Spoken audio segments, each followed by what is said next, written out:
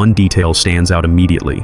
Jesus does not look like an emperor. He does not look like a Caesar. He does not even look like the pale figure of European paintings.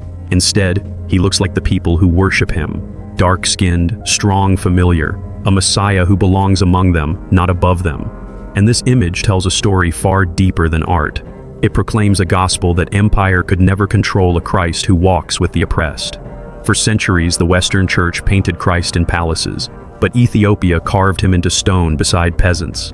Europe draped him in gold and silver, but Ethiopia clothed him in the colors of the earth. One image sanctified power, the other dignified the powerless. And here is the key: a Christ who looks like the oppressed speaks a different gospel than a Christ painted for kings. Think of the enslaved. What did they hear when they were told to bow before a white Christ who resembled their captors? They heard silence, they heard obedience, they heard a message of submission. But what did the Ethiopians hear when they lifted their eyes to a black Christ carved in their own likeness? They heard hope, they heard solidarity, they heard the whisper, "I am with you in your chains. I know your suffering. I walk beside you." And this is not just about art, it is about theology. Because the image of Christ always shapes the message of Christ. A Christ enthroned with kings justifies kingdoms, but a Christ walking with slaves empowers freedom. A Christ robed in imperial splendor blesses conquest, but a Christ with scarred hands and dark skin lifts up the broken. This is why Ethiopia's vision is so dangerous to empire. It declares that the Son of God does not belong to rulers, but to the least of these.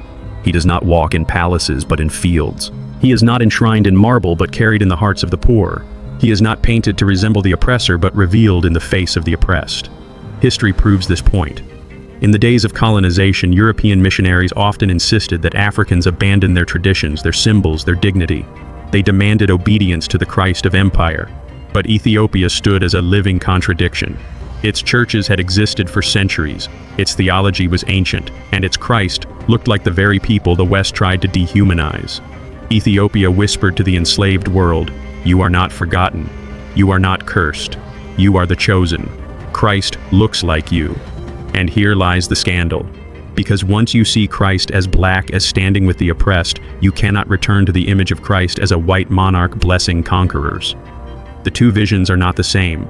One preaches liberation, the other preaches submission. One breaks chains, the other forges them. But which is true? Look to Scripture itself. Isaiah prophesied of the servant who was despised and rejected of men, a man of sorrows, acquainted with grief. This is not the portrait of a Caesar.